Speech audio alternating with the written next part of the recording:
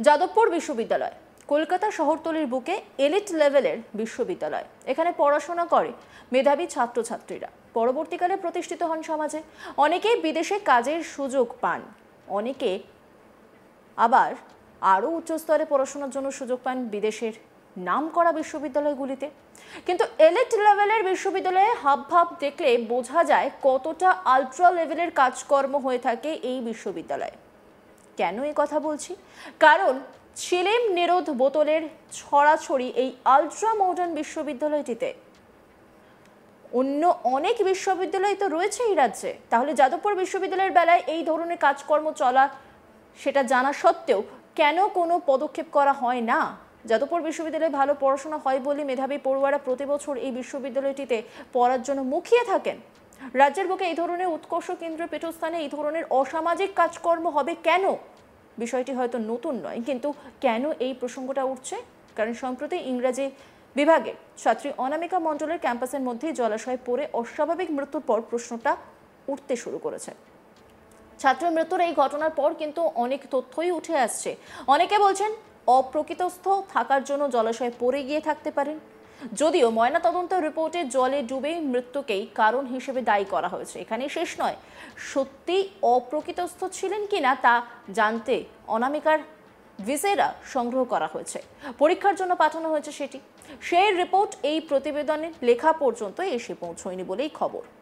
যদিও ইতিমধ্যে কলকাতা পুলিশে মেয়ের অস্বাভাবিক মৃত্যুর ঘটনায় একটি অভিযোগ দায়ের করেছেন মৃতার বাবা অর্ণব মণ্ডল। নিজের অভিযোগপত্রে তিনি উল্লেখ করেছেন যে ইচ্ছাকৃতভাবে উদ্দেশ্য পূরণের জন্য নাকি তার মেয়েকে ৪ নম্বর গেটের কাছে যাদবপুর বিশ্ববিদ্যালয় ক্যাম্পাসের ওয়াশরুমের পাশে জলাশয়ে ঠেলে দেওয়া হয়েছিল। ইচ্ছাকৃতভাবে মেয়েকে জানে শেষ করা হয়েছে বলে অভিযোগপত্রে উল্লেখ করেছেন মৃত অনামিকার বাবা।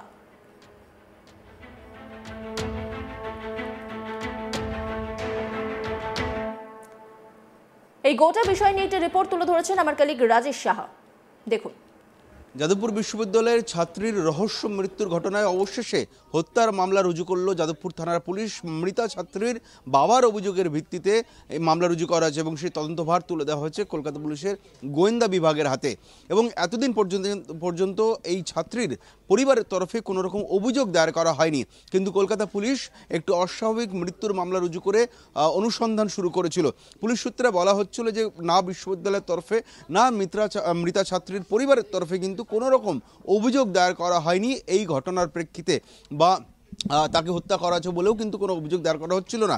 কিন্তু গতকাল আমরা দেখলাম, গতকাল সোমবার এই মৃতা ছাত্রীর বাবা তিনি লালবাজারে পৌঁছান। কলকাতা পুলিশের হেডকোয়ার্টারে লালবাজারে তিনি পৌঁছে যান এবং পৌঁছে খোদ কলকাতার পুলিশ কমিশনারের সঙ্গে তিনি দেখা করেন এবং মনোজ বর্মার সঙ্গে দেখা করে নিজের অভিযোগ দায়ের করেন এবং তিনি জানান যে তার কন্যাকে, তার মেয়েকে হত্যা করা হয়েছে বলে তারা মনে করছেন এবং এই ঘটনার অভিযোগ দায়ের করে সম্পূর্ণ তদন্ত বা পূর্ণাঙ্গ তদন্ত দাবি করেন মৃতা ছাত্রীর বাবা। এবং তারপরে কিন্তু এই অভিযোগপত্রটি লালবাজারের পুলিশ কমিশনার অফিস থেকে পাঠিয়ে দেওয়া হয় যাদবপুর থানায় এবং যার ভিত্তিতে যাদবপুর থানায় একটি হত্যার মামলা রুজু করেছে। এবং যেটা পুলিশ সূত্রে খবরে এই ঘটনার তদন্তভার তুলে দেওয়া হয়েছে গোয়েন্দা দপ্তরের হোমিসাইড সেকশনের হাতে। এবং পুলিশ সূত্রে দাবি যে তার মৃতা ছাত্রীর বাবা অর্ণব মণ্ডলের লিখিত অভিযোগের ভিত্তিতে বিএনএসের 61 ক্লস 2, 103 ক্লস 1, 3 নম্বর ধারা ক্লস 5 এই কটা ধারাতে বিএনএসের এই কয়েকটি ধারাতে মামলা রুজু করা হয়েছে, অর্থাৎ হত্যার মামলা। এবং যেটা পুলিশ সূত্রে দাবি যে অভিযোগপত্রে তিনি দাবি করেছেন, অর্থাৎ মৃতা ছাত্রী অনামিকা মণ্ডলের বাবা অর্ণব মণ্ডল দাবি করেছেন যে তারা মনে করছেন যে তার মেয়ের বিরুদ্ধে ষড়যন্ত্র হয়েছিল এবং ষড়যন্ত্রের অংশ হিসাবে তাকে হত্যা করা হয়েছে।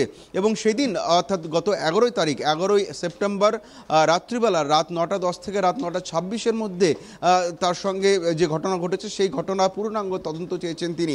তার যেটা অভিযোগ যে ষড়যন্ত্র করে কেউ বা কারা এই ষড়যন্ত্র রচিত করেছেন এবং তারপরে কিন্তু তার মেয়েকে হত্যা করা হয়েছে। এবং যাদবপুর বিশ্ববিদ্যালয়ের 4 নম্বর গেটের কাছে যে পুকুর রয়েছে সেই পুকুর থেকে দেহ উদ্ধার হয় তার কন্যা অনামিকা মণ্ডলের। এই ঘটনায় তিনি তদন্ত দাবি করে তিনি অভিযোগপত্র জমা দিয়েছেন এবং সেই অভিযোগের ভিত্তিতে বিএনএসের 4টি সেকশনে মামলা রুজু করেছে যাদবপুর থানা পুলিশ। এবং মামলা রুজু করেই এই ঘটনার তদন্তভার তুলে দেওয়া হয়েছে গোয়েন্দা বিভাগের হোমিসাইড সেকশনের হাতে। আজ সকালেই অর্থাৎ মঙ্গলবার সকালেই লালবাজারের উচ্চপদস্থ কর্তারা যেমন অ্যাডিশনাল কমিশনার 2 প্রণব কুমার সহ একাধিক উচ্চপদস্থ আধিকারিক তারা যাদবপুর থানায় পৌঁছে যান, তার পুলিশ কর্মীদের সঙ্গে কথা বলেন এবং এই ঘটনার সমস্ত কাগজপত্র সমস্ত নথিপত্র তারা নিয়ে যান, লালবাজারে নিয়ে যাওয়া হয় তদন্তের স্বার্থে। এবং ইতিমধ্যেই এই ঘটনার পর দেহের ময়নাতদন্ত করা হয়েছিল। সেই ময়নাতদন্তের প্রাথমিক যে পর্যবেক্ষণ রিপোর্ট, সেই রিপোর্টও হাতে এসেছিল।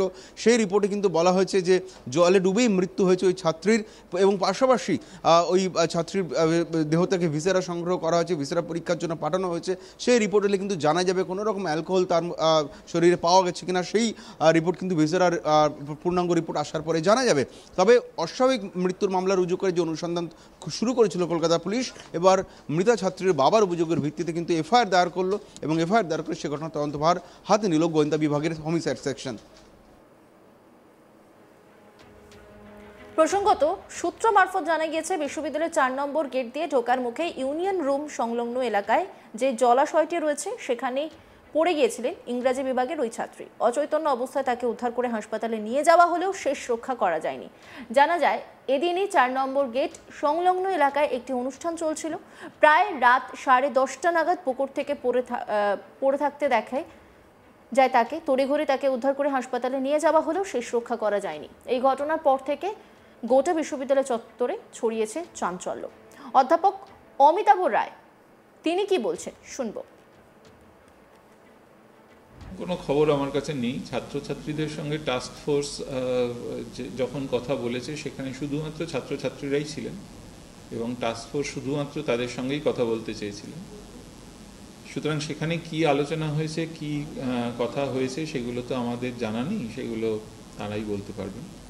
এবং এই টাস্ক ফোর্স বিশেষভাবে যেটা বলেছেন যে তারা যে কাজে এসছেন সেই কাজটা কোনো ফল্ট ফাইন্ডিংয়ের কাজ নয়। তারা বিশ্ববিদ্যালয়ে কিভাবে বিভিন্ন বিষয়ে কাজ করে, তাদের কোনো স্ট্যান্ডার্ড অফ প্রসিজিওর এসওপি আছে কি না, স্ট্যান্ডার্ড অপারেটিং প্রসিজিওর, সেইগুলো তারা দেখতে চান এবং সেই ব্যাপারে তথ্য সংগ্রহ করতে চান। এবং সেই তথ্য তারা মানে দেশের সমস্ত অনেকগুলি বিশ্ববিদ্যালয় থেকে সংগ্রহ করছেন বলে তারা বলেছিলেন ইনিশিয়াল মিটিংয়ে, এবং সেই ভিত্তিতে তারা হয়তো একটা কিছু জানাবেন সুপ্রিম কোর্টের কাছে। সুতরাং ছাত্ররা এখানে কি জানিয়েছে তাদেরকে সেটা আমার জানার কথা নয়, সেটা আমি জানিও না। টিএমসিপি ইউনিট প্রেসিডেন্ট কিশলয় রায় তিনি কি বলছেন শুনবো। আমরা দেখেছি সেরকম এই ধরনের ঘটনার দিক থেকেও 1 নম্বরে চলে যাচ্ছে, যেটা কোনো সময় কাম্য নয়। 2023 সাল থেকে চলে আসছে। 2023-এ একটি ছাত্রকে কিভাবে হেনস্থা হয়ে হয় তাকে, সেটা আমরা সবাই দেখেছি।